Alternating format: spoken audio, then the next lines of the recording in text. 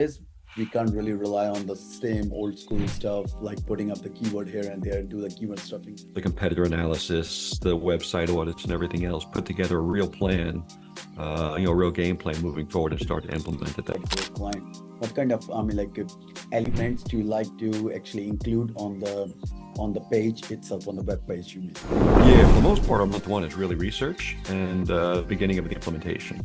Because when it comes to a local space, there are very few things which we need to play around with that. Put the person, the organization, the products, the services, and the proper context for Google, tying it into.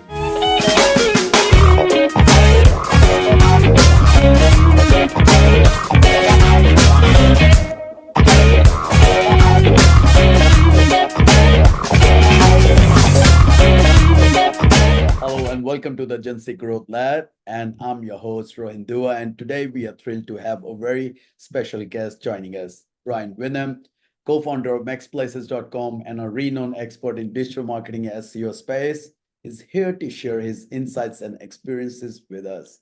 Welcome to the show, Brian. How are you? Very good, Roman. Thanks for having me. I appreciate it. No, I really appreciate for giving us the time from your busy schedule. I know it means a lot to us.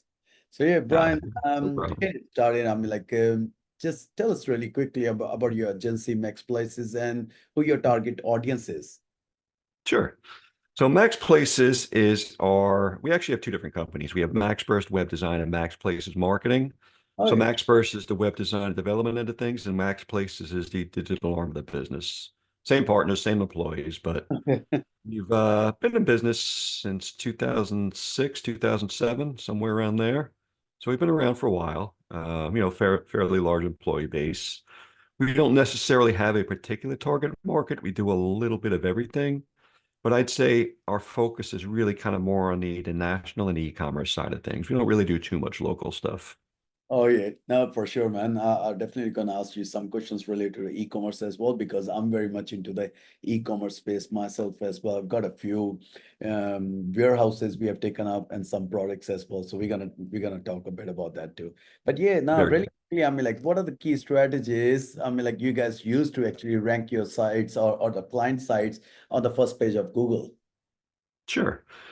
So I actually teach a course and speak on quite a few things, Oh yeah. but I'd say kind of my overarching theme is really what's called authority stacking.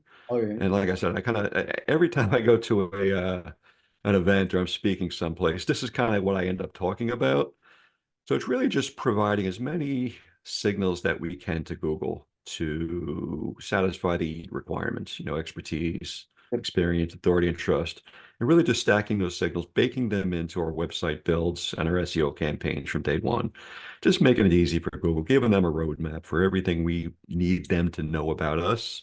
And that really helps us rank. It's kind of our overarching theme. And obviously there's little strategies and techniques for every bit and piece of it, but that's kind of how we kind of explain it to everyone. Oh yeah. No, that's pretty awesome, man. So let's take a quickly, hypothetical scenario about it, like you said about EEAT. So let's say there is a client coming into you, a local business, could be a roofer, dentist, or plumber, we can say it. How do you go about building out an authority for that particular kind of a client? Because when it comes to a local space, there are very few things which we need to play around with that. I know maybe with the e-commerce, there's still a lot of things you can do it, but what do you guys normally do it for the local clients to build out their authority in space? So local, we have a lot of techniques actually. One of the things we really specialize in, we've done this from day one, is we're really into the PBN of things, PBNs, building up PBNs. We've been doing it forever. Yeah. So one of the things we've done is really kind of take our PBNs to the next level. Yep. For years and years and years, we've actually taken our PBNs, we've actually gotten them Google News approved, Oh yeah. and really implemented different types of what we call catalyst content. And this catalyst content are really different content types that really allow us to kind of place our clients, our agency, ourselves, our affiliate websites, whatever we're trying to promote in the best possible light and really generate immediate social and branded traffic. So that's what we really see, especially with the helpful content update recently. Oh yeah. Anytime we're trying to promote, any sort of e-principles, we're really focusing on the branded search and the social from day one, and that kind of really leads into everything else. So we're focusing really from day one on content types that allowed us to drive immediate social traffic and branded traffic to really pump everything up. And it kind of really raises the level up across the board. Oh yeah. So how about the on page itself for to improve the EEAT for that particular client? What kind of elements do you like to actually include on the page itself, on the web page, you mean? Yeah, so we do, pretty much what everyone else is doing as far as on page. We're, obviously we're really focused on keywords and entity optimization. Oh yeah. We're really creating custom schema that really drills down into everything that you can think of to really cover all our bases. Just making sure every attribute's in place to, put the person, the organization, the products, the services, and the proper context for Google, tying it into the different Wikipedia, Wikidata entities, and everything else. Oh yeah. Just making sure we're giving Google that roadmap, on page within the content itself, and then also within the schema. Hmm. All right. So you reckon like month one is all about like preparing the groundwork for that particular client before you guys go and use the advanced strategies in the coming months for that one. Yeah, for the most part, our month one is really research and beginning of the implementation. And then month two, we get into further implementation. But really, we got to put a lot of hours into that research, make sure that we have everything down properly. So whether it's uh, you know, getting the information we need first and foremost from our clients, that's usually, the most important part. They need to tell us who they are, what they do, give us all the information they can about their products, their services, and everything else. And we have to put that into the proper context as far as the on-page, the schema. That's usually the tough part, getting what we need from the clients. It usually takes the most time. Yep. Yep. Once we get that in place, then it's usually smooth sailing. We're experienced. We know what we're doing. We can do the research, the competitor analysis, the website audits, and everything else. Put together a real plan, a real game plan moving forward, and start to implement it that month one. Oh yeah, no, it's pretty awesome actually because a data-driven campaign is something actually be a little changing factor these days. We can't really rely on the same old school stuff like putting up the keyword here and there, do the keyword stuffing kind of thing. So I guess like this is where a data-driven campaign really makes a difference up here. So yeah, Yeah, 100%. because Google is actually getting very crazy these days, Brian. Especially this March update. I mean, like they rolled out, they swept out a lot of sites. They got a de-index as well, some of the genuine sites as well. I think Google was kind of a bit crazy at that time. Didn't do much justice as well. But yeah, and so it is really very important, I guess. I personally feel, and that's something we do it in our agency as well, to understand the data and then try to figure out what the next move would be. So kind of a fixed kind of SOPs are not really working that good these days. You know what I mean? So yeah, Correct. Yeah, exactly. Yeah, yeah, so you definitely have to dig deep. Every website, every client is going to be unique. And then you said you throw in the wrinkles of all the updates that have happened on top of that.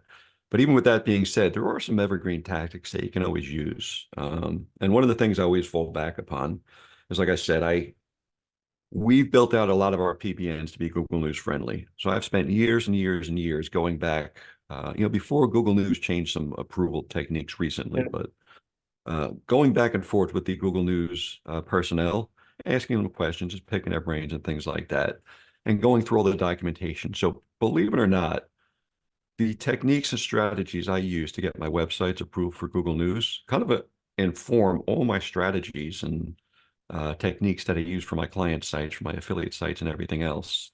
And it really comes down to a couple different things. It comes down to the authority thing. So one of the things that the Google News documentation really talks about is authority and prominence. So I got to make sure those are in place. So authority, I'm specifying that in the on page. I'm specifying that in the schema. I'm going through all the usual techniques I would use for my heat optimization. yeah, But the prominence end of things, which is something they specifically mention within Google citations and prominence, yeah, goes back to backlinks as well too. So I yeah. gotta I gotta pay attention to both sides of the coin. Not only the on page but also the off page too. Yeah, no, I've done those. I think I did a course was with from Holy Stacks. That was like about year and a half ago about Google News. But I didn't know. I mean, like you can do it like the way you said that even the PBNs can pass that kind of approval process as well. Because when it comes to the PBNs, there is more kind of like it's not really a news relevant kind of an articles in that, you know what I mean? So I Mhm. never knew that even the PBNs can actually pass the Google News approval process as well. Oh yeah, 100%. And that was always my thing. Our kind of our I guess one of the things we always think about in our business, myself and my partners, is not only do we want to build like PBNs and websites and things like that, but Yep. we want to build our business assets. So Oh, whether yeah. it's our SOPs, those are separate business assets. Whether it's our PBN network, that's a business asset. And we want to leverage them as much as possible. If these are things that we can eventually you monetize and sell off down the road separately from our agency, then so much the better. So we did take it to the next level where we really turn our PBN network into an entire Google News network that we use for a little bit of everything. Yep. I mean, you name it, we use it for improving EAT. We use it for PBN. We use it for ad income. We use it for selling guest posts. We use it for um, awards, which are great for EAT and things like that. Right. Creating awards pages and stuff like that. So it's the more you can leverage these things, the better off. And if you're doing that authority stacking where you're getting it's Google News approved, the authors themselves are Google local guides. They have ebooks published on Amazon. They're award winners. They're guest posts on other different third party websites and things like that. We're just giving all these different authority signals to Google and really making sure that Google sees us as the experts, the authorities in our particular niches. So with the PBNs, you guys been still using those one-pager themes, or is it a magazine style of themes you're using to pass that approval process? Oh yeah, we have a mixture of themes that we use. So, we have they, they, they all follow kind of the Same. um, same process. They're general news sites, for example, themed into different categories. So it might be a news site that has, a legal section, a financial section, a health section. So we can pretty much use these to help, any of our clients, ourselves, or anything else, publish articles, link back to our clients. Like I said, we can monetize them via ad income, affiliate And marketing. I mean, you name it. We yep. incorporate directories as well too, which is huge for beefing up our client sites too. So No, very that's useful tool. oh yeah, pretty much yeah. So let's talk about your course really quickly. I mean, like, can you explain what the authority amplifier is? I mean, like, what kind of modules you have covered into that, and that is good for what? So Sure. how a business can really help and build SEO authority via your course. I mean, Yep. So Authority Amplifier Pro is kind of my culmination of everything I've learned over the years, starting with kind of building out those PBNs. And it's really kind of it's not, I say it's more of a framework that you can use and pick and choose different strategies from, depending on your situation. I've used these strategies for ranking client sites, for ranking my agency website, for yep. ranking affiliate websites. I built out news networks, single PBNs. I've used this to help with e-commerce sites as well. I've used this to build out directories. It's just a series of different strategies that, like I said, you can pick and choose and use what makes sense for your particular use case. And it really goes back to satisfying EAT and getting everything baked in place from day one, get it indexed properly, making sure Google's seeing all the signals that you want them to see, and then layering different techniques on top of it to drive social traffic, to drive banded traffic, to have other people build networks, build backlinks for you free of charge, put out press releases for you and everything else. Oh, So you're basically triggering other people to do all that for you, do all the work for you without having to do it yourself. exactly right, because I can understand there is a big learning curve, of course, like over the years we have gone through, where how to build out a right kind of a PBNs, which is footprint free, which is like can rank for even for some keywords as well, rather than just a plain Yep. content. And that also includes, I guess, some how to find the right kind of a domains for that as well. So I guess Yeah, correct. Yeah. there's a long learning curve which involves all these kind of things. So yeah, anyone who's going through it, I can really understand. Like, they can just shorten out the entire thing, and they can do the whole process really easily.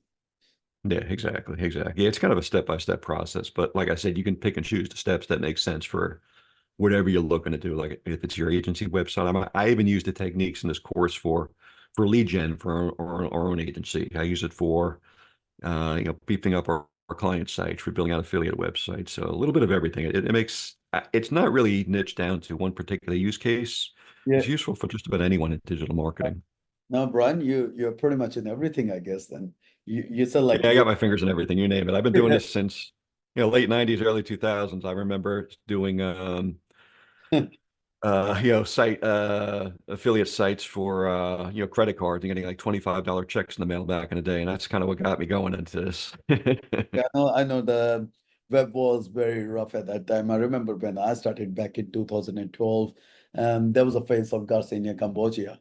That time it was all about Raspberry, Garcinia Cambodia, and all that kind of things. And Yep.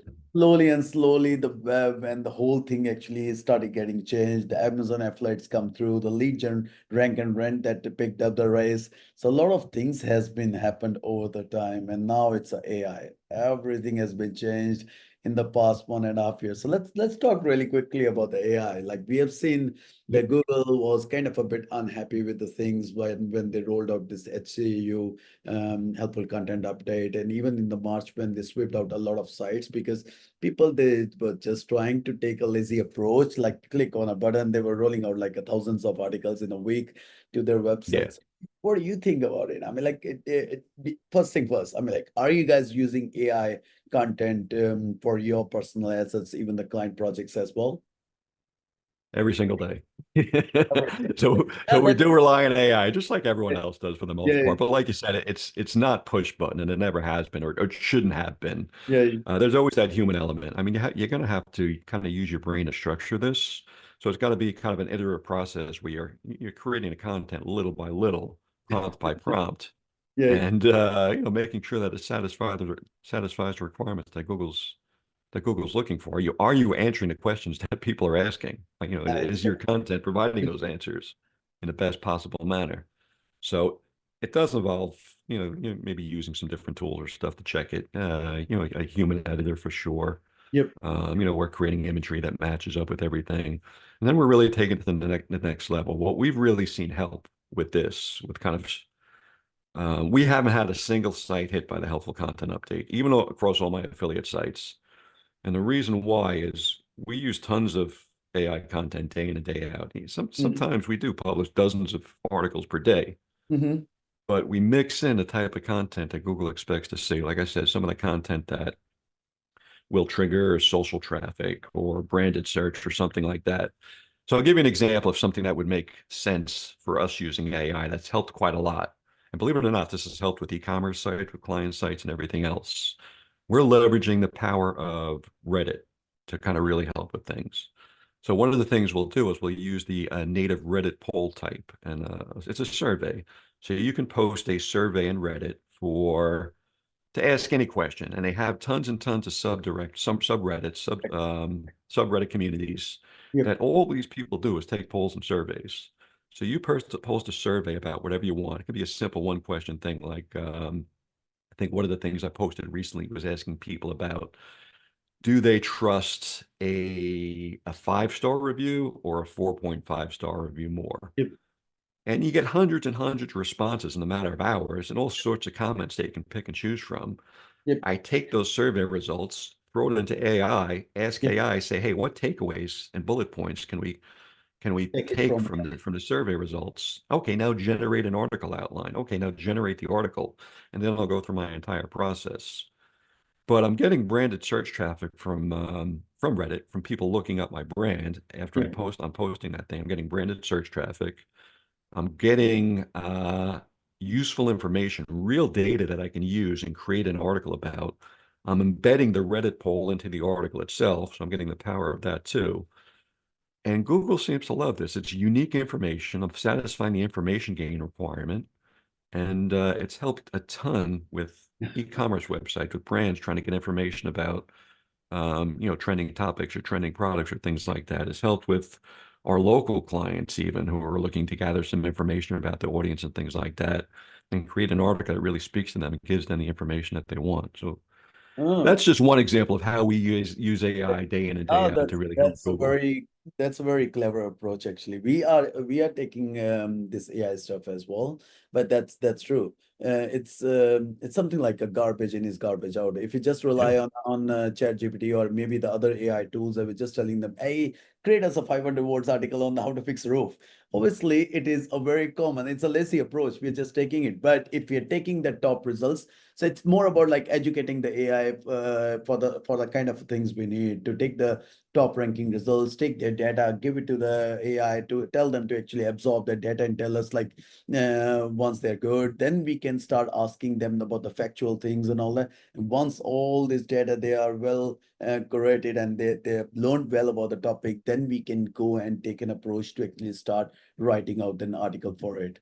But yeah, yeah, the Reddit approach is really good, man. I'll definitely give it a try myself as well because I think that's the UGC content and Google they really love UGC kind of content yeah, because there's the humans involved into that in defines the user intent as well.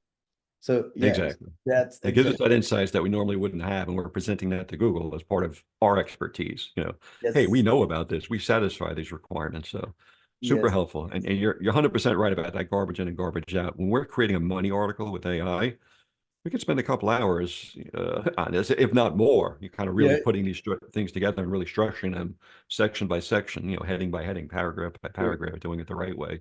It yeah. doesn't take days and days like I used to. It definitely sped up the process, but there's still that human element involved for sure. There are human elements. There is something we need to go and give it a quick eyeballs as well, and that what we are publishing. So, what kind of tools you guys been using in your agency at the moment, apart from OpenAI like ChatGPT? Because there are few tools going on at the moment. Is like a content sprout is going on. The Hersey has got a tool as well. Zaggy or Yeah. something. I think that's pretty awesome tool as well. So, what do you guys Yes. So I what love Andrew's content sprout. He's amazing. He's super smart. He's great with, yeah, that's an Andrew? amazing tool. Yeah, yeah. Now I had a call with Andrew like a couple of days back because I asked him to give me a kind of demonstration for his content. So the way he mentioned out the entire content structure and the topical maps and all that was literally next level. So Yeah, now he's a I smart think dude. yeah, he's a smart dude. He's taking all those cores framework into the thing as well, like Yep. all semantics and that kind of things. And in fact, he has got I think he's got a very beautiful article ranking at the position one for entity SEO as well. That's Mhm. he published on Search Engine Journal. So he knows about the things. So we can No rely. doubt. I'm using, yeah, that for sure.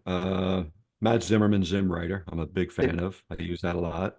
Um, I use a bunch of different on-page tools for checking things. I use Neuron Writer. I use Pop. I've played around with Surfer and a couple different tools. Oh yeah. Um, and my brain and all the Google data we can for the most Oh part is what's really going into it. But we use a ton of different tools on a day in and day out basis, yeah. depending on what the use case is. But again, Oh, the yeah. biggest thing is that, the brain up here. You got to use it. That's true. That's true. A quick eyeballs are really required.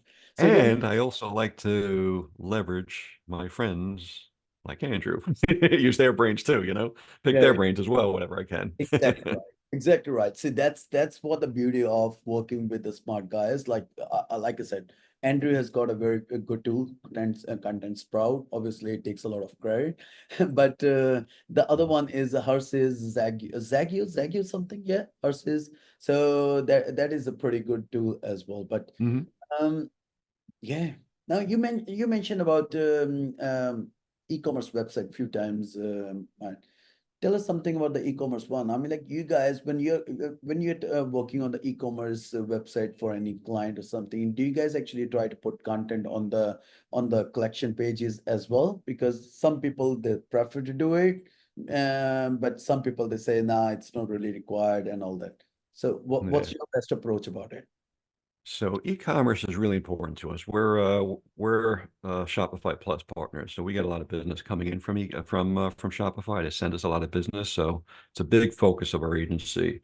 Yep. And I've really seen um, collection pages with content, optimized collection page URLs be super powerful. So I'm definitely a proponent of adding Uh, content to the collection page. It doesn't have to be a ton of it, but there has to be some sort of content in that you're going to be able to kind of give Google when the you say um, the right URLs, signals. So when you Brian say the URLs, can you give us a kind of an example what you mean with the URLs optimization for the URLs? Yeah, so I may mix in make them keyword friendly URLs Oh, related yeah. to the content or something like that, or even entity friendly related sometimes like that. Just to include some of that information in there. And then again, I'm going to mix the keywords and the entities into the collection page content there as well. I'm going to products when I drill down to the products themselves, product descriptions are going to have they're going to be keyword and entity friendly as well too, and same thing, Oh, yeah. SEO friendly URL. So I find that to be super helpful. I am blogging for them. Like I said, I'm doing some of those surveys and things like that, related to their marketplace, their products, their services, all sorts of other types of Yep. catalyst content that drives traffic and tons of link building as per usual. Yeah, so you mentioned about the Shopify Plus for the people who've been who will be listening this podcast once it goes live. Can you tell us for them what the Shopify Plus is and what kind of eligibility is really required for that one if in case they want to join as well? Sure, it's their flagship. I guess it's kind of their flagship product where you have a lot more control over the look and feel of the site, the coding and things like that. It opens up a lot more of the back end that you normally don't have with Oh, a standard Shopify subscription. It's not necessary for everyone. I mean, more for enterprise class stores, huge stores and things like that. I mean, you're spending several $1,000s a month just to have access to it. So it's not cheap. It's yep, expensive. But if you're a big brand, you're an enterprise size organization, then it makes a world of sense and that you can do what you need to do with the site to make it as SEO friendly as possible. You're spending tons and tons of money on marketing and ads and everything else, and you want your landing pages, your collection pages, your category pages to be as optimized as possible, and as that well. allows you to do it. Yeah. All right. Just a very few final questions, then we'll come to the Mythbusters.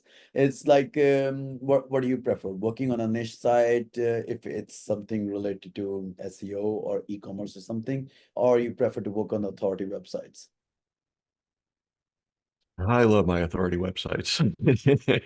I love building that stuff out. That's kind of my, if I'm not working on my agency, I'm not working on my client sites, my own sites, my things like that. I'm working on my, my own authority websites, my affiliate income type things, where I'm just Yep, stacking monetization strategies on top of monetization strategies and trying to make money, trying to build those assets. that's true.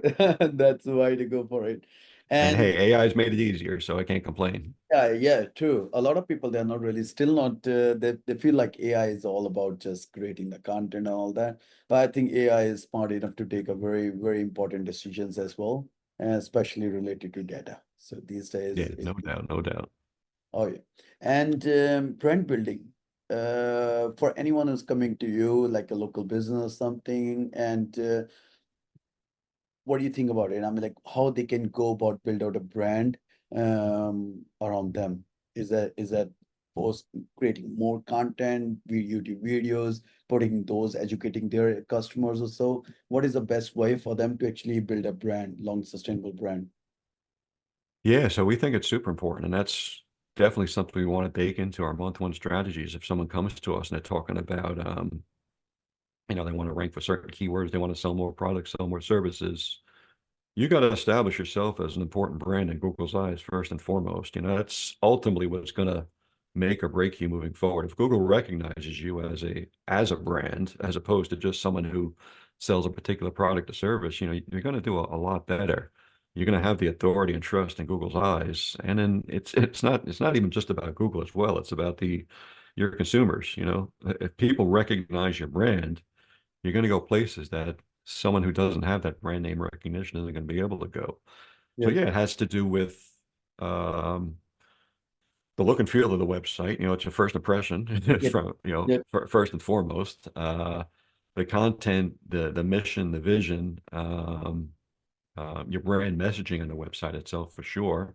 And then all the third party assets to go into it, all your social channels, like I said, your videos and everything else. It's all got to be consistent. It's got to look yep, professional.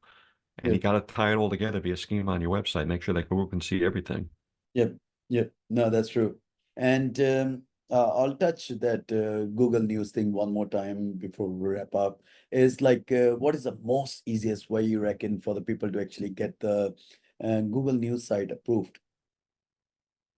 So, As a um, layman language, in a layman way, the Brian. it's actually pretty easy.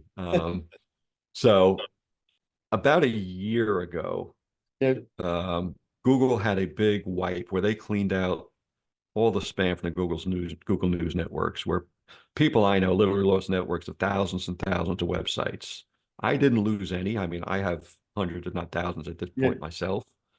But and then even up to a month ago, they actually changed the approval process. There's actually no more manual submission for Google News. You yep, don't get manually approved anymore. There's no, hey, submit and then wait, you submit the site and then wait 72 hours to get approved by Google. sure, But they still do allow you to submit your site through the Publish Center. It's just you don't go through the entire steps. yep, So nothing's changed as far as what I do to get these sites, since everything is now theoretically open to Google News, like any site can be eligible for Google News, I want to make my sites not necessarily Google News approved, but Google News optimized. And the way I do that is, hey, they have to look the part of a news site. Like I said, the presentation is first and foremost. I want to make it pass. If someone was going to come in there and manually review it, look at it with their eyeballs, I want it to look like a legitimate site. I want to have all the different privacy policy and terms of service and all the different paid policy pages in place. I probably have about 8 different policy types that I use on these websites. I have my NAP information, my contact information, my authorship information all set up. As long as it looks the part, you have your authorship in place, you have your privacy policies in place, and you're generating unique, relevant, useful content, AI you're content, going to do pretty well. AI content. It is AI content. Yeah. Yeah. But the content should not be necessarily mean to be the news kind of thing. It can be like a local, like how to fix a roof, how to do that kind of content can be eligible as well. Yeah, I can mix all that stuff and definitely. Yep. The news does not really mean that it has to be news. It is more kind of a content. The regular form of content is going on, and the site is more legitimate and with all those privacy policies, terms and conditions, and all that kind of things should be in So, that too. so when I was going through the process and they actually did have the physical Google News approval, where I would actually manually review it, I would have a specific news category that I would submit first to Yeah. Google that would get approved.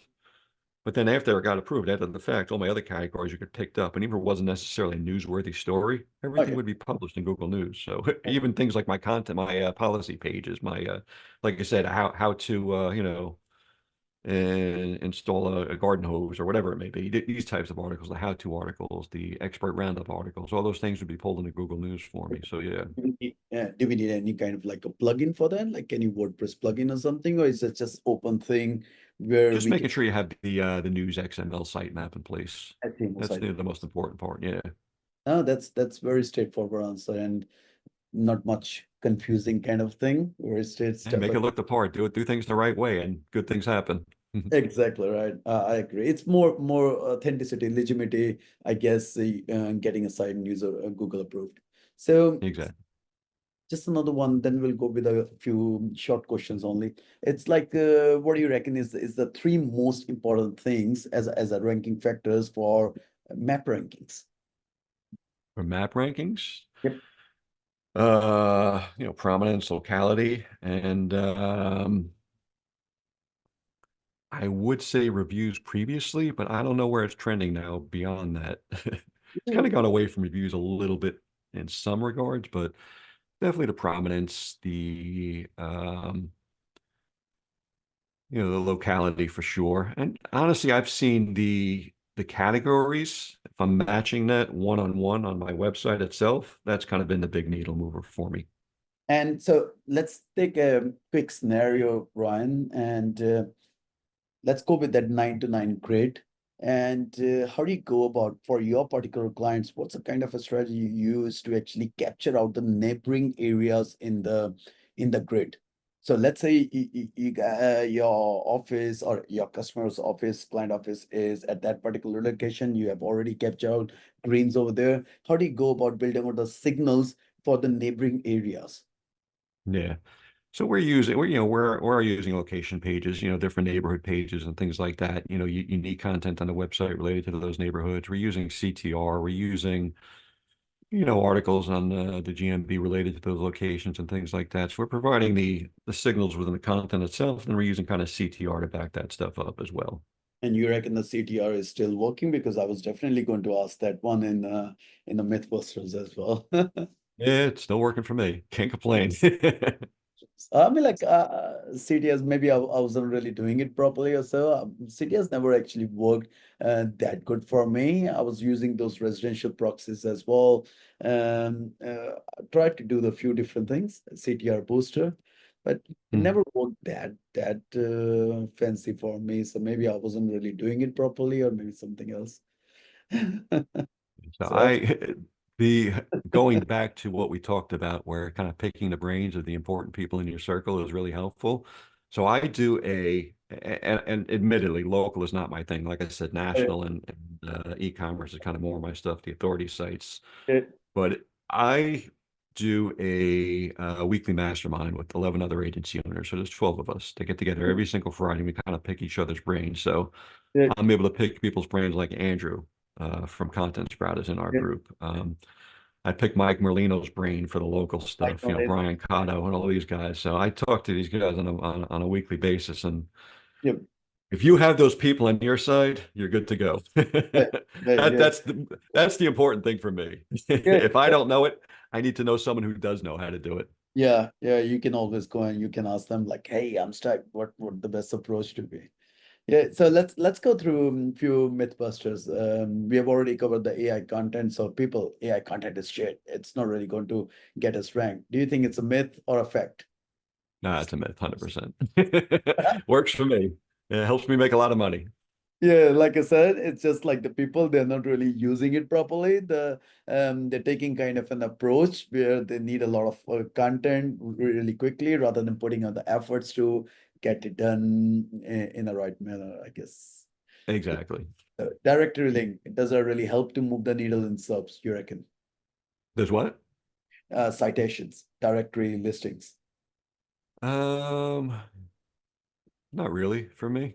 I mean, I do it just because I do it. It's been part of our process forever. It's part of branding more so than anything else. But as far as Uh, ranking signals, that yes and no. To be honest, I use directories more so for Net um, is. kind of like catalyst content to start to generate traffic and things like that. It's just another brand signal for Google more so than anything else as far as a huge ranking push. Oh yeah, I guess like directory listings are more for the NAP consistencies for building Yeah, up geo relevancy signals, and eventually yeah, I guess it helps, or at least they are more legitimate than pushing any kind of like a social bookmarking kind of links, because those kind of links, what I've seen is doesn't really get indexed properly these days. I don't know. I've left it long time ago, but yeah, that's what my finding was with social bookmarking or articles directories kind of thing at that time. So no yeah, doubt. yeah. So link building is one of the most important ranking factor. Do you reckon that's true? It always has been in my book. Always. I see it move the needle consistently. If you do link building the right way, Yeah, it definitely helps move the needle for sure. yeah. And it was I not don't on think anything my can list, like change soon in yeah. that regard. So something which was not on my list, but PBNs. I mean, like how PBNs are going to kill us. I mean, like it's not really a way to go. What do you think about it? Do you think like Oh yeah, PBNs will always be there, day in, day out? I We love them. I want that complete control of my tier one link. So that gives me exactly what I need. And like I said, if I'm doing it properly, if these are Google News approved type PBNs, they're giving Google the right signals, that authority and trust right out of the gate. It's just, even more of a home run for my link building exactly techniques. agree. And the final one is schema helps and is a ranking factor. You reckon the schema is actually a ranking factor? I think it helps give Google a roadmap of who you are, what you do, and kind of points Google in the right direction for sure. It definitely allows you to kind of optimize without cluttering up the page with a ton of on-page content itself. You include a lot of that stuff within the schema, Yep. descriptions, ambiguity Yeah. descriptions, even the keywords and things like that. Yep. It definitely helps, and definitely with the entity optimization, it's a winner for sure. All right. Yeah, but that's all about it, Brian. And what is the final piece of advice you want to give it to the people who are just starting out, who've been scared with a lot of talks going on that hey, SEO is dead, not really going to work. It's the best time for the agency owners to move it to the media buying. What's the kind of advice you want to give it to them? So if you're going to focus on SEO, I guess my takeaways from what's happened recently is focus on, like I said, that authority stacking, building those trust and authority signals. Focus on your branded search. Focus on building a brand. Focus on centering social traffic back to your website. If you're getting branded search and social traffic, it's going to kind of inoculate you and prevent you from being hit by things like this helpful content update. So if Cool. you're giving Google the signals that it expects to see from big brands, Yep. those big brands get social traffic, they get branded traffic. If you can do that to your site, your little site, you're going to win. Yeah, no, that's true. So Brian, I mean, like the people who want to know more about you, want to read your stuff, your videos or something, or want to know more about the products, what is the best way for that? Is a LinkedIn, your website, blog, anywhere? Yeah, so I'm always on, Facebook or LinkedIn. They can, find me either there. I do have a my own personal blog, brianwinum.com, that they can kind of reach me there with some articles set up. And I'm always open to speak and talk to people, so feel free to reach out and ask me any questions you have. Yeah, no worries, man. That was really good, actually. Thanks, Brian. I really appreciate the time you have given me today, man, and answering all that kind of stuff. A lot of things I actually learned personally myself as well, and especially the Reddit approach to create a content where we're taking the feed from Reddit kind of a source, the UGC content, and feeding out to the AI tool and telling them to actually take all those factual information and generate the right kind of an article for it. So yeah, Exactly. kind of things. And the Google News thing. Make a process easy, do it all the right kind of pages, submit it and get it going. No doubt. Yeah. Yeah, thanks No, for having me on. I appreciate it. Always love talking about this stuff.